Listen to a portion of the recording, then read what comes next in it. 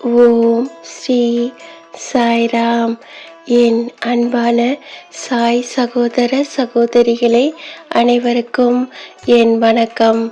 என் அன்பான சாய் சகோதர சகோதரிகளே, இன்று நாம் என்ன பார்க்க போகிறோம் என்றால், நவராத்திரி 3ஆம் நாள் அம்பிகைக்கு செய்யக்கூடிய அலங்காரம், பிரசாதம், மந்திரம், பூஜைக்கான பொருள் ஆகியவற்றை பற்றிய சிறப்பினை இந்த பதிவில் நாம் காணலாம்.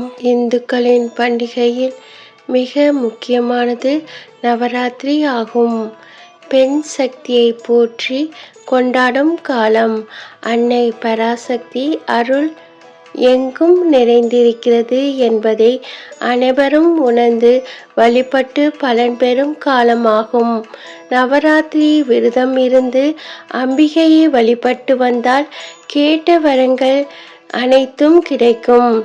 எந்த வயதாக இருந்தாலும் பெண்கள் யார் வீட்டுக்கு வந்தாலும் அவர்களுக்கு குங்குமம் தாம்பூலம் கொடுப்பது அன்னை பராசக்திக்கு கொடுப்பதற்கு சமம். உலகத்துக்கே தாயாக விளங்கும் அன்னை பராசக்தியை போற்றி அவளின் ஆசீர்வாதத்தையும் அருளையும் அனைத்து நலன்களையும் பெறுவதற்கான காலம் நவராத்திரி காலம் ஆகும்.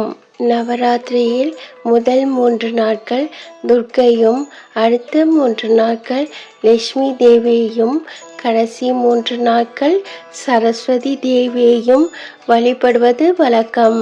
நவராத்திரியின் 9 நாட்களும் முப்பெரும் தேவியரை தவம் செய்து ஒரே சக்தியாக ஒன்றுபட்டு மகிஷாசுரனை வதம் செய்து வெற்றி கொண்டதாக புராணங்கள் சொல்கின்றன. நவராத்திரியின் 3ஆம் நாள் மலர் வகை கோலமிட்டு அம்பிகையை நாம் எழுந்தருள செய்ய வேண்டும். மலர்களில் சம்பங்கியும் இலையும் துளசியும் கொண்டு அம்பிகையை அர்ச்சிக்க வேண்டும். பிரசாதமாக சர்க்கரை பொங்கலும், சுண்டல் வகையும், காராமணி சுண்டலும், பல வகைகளும், பலாப்பழமும் அம்பிகைக்கு படைக்க வேண்டும். நவராத்திரி 3ஆம் நாள் அம்பிகைக்கு நீல நிற வஸ்திரம் அலங்கரிக்க வேண்டும்.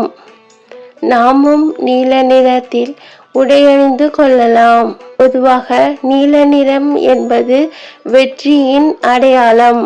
நவராத்திரியின் 3ஆம் நாள் காம்போதி ராகத்தில் அமைந்த பாடலை அம்பிகைக்கு பாடி அம்பிகையை துதிக்க வேண்டும்.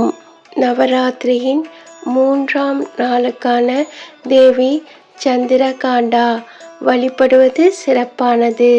புலியை வாகனமாக கொண்ட தேவி தலையில் பிறை சூடியிருப்பாள். 8 திருக்கரங்களால் காட்சி தருகிறாள். 8 கைகளிலும் பலவிதமான ஆயுதங்களை ஏந்தி இருப்பாள். இந்த திருக்கோலம் வீரம் மற்றும் தைரியத்தின் அடையாளமாக கருதப்படுகிறது. சந்திரகாண்டா தேவி தன்னுடைய பக்தர்களை எந்தவித தீமையும் நெருங்க விடாமல் காக்கக்கூடியவள். அம்பிகை வாராகி ரூபத்தில் வழிபட்டால் பகை அழியும், கடன் தொல்லை தீரும், மன அமைதி, மன தெளிவு ஏற்படும், வழக்குகளில் வெற்றி கிடைக்கும். மந்திரம் ஐயும் கிளியும் என்ற தொடர் போற்ற அரிய பச்சை மெய்யும் கருணையும் வழிந்தோடுகின்ற விழியும் மலர் கையும் பிரம்மமும் கபாலமும் சூலமும் கண்ணெதிரே வையமும் துதிக்க வருவாள் வாராகி மலர்கொடியே. வாராகி காயத்ரி மந்திரம். வாராகி அம்மனின் காயத்ரி மந்திரத்தை நெய்விளக்கு ஏற்றி வைத்து வாராகி அம்மனுக்கு முன்னால் நெய்விளக்கு ஏற்றி வைத்து 108 முறை சொன்னால் மிகவும் சிறப்பானது ஆகும். வாராகி அம்மனின் காயத்ரி மந்திரம். அன்பான சாய் சகோதர சகோதரிகளே, அனைவரும் இன்று நவராத்திரி 3ஆம் நாள் பூஜை முறையை தெரிந்து கொண்டீர்கள். அனைவரும் அம்மனை வழிபட்டு அருளையும் ஆசீர்வாதத்தையும் பெறலாம். நன்றி, வணக்கம். ஜெய் சாய்ராம். அல்லாஹ் மாலிக்.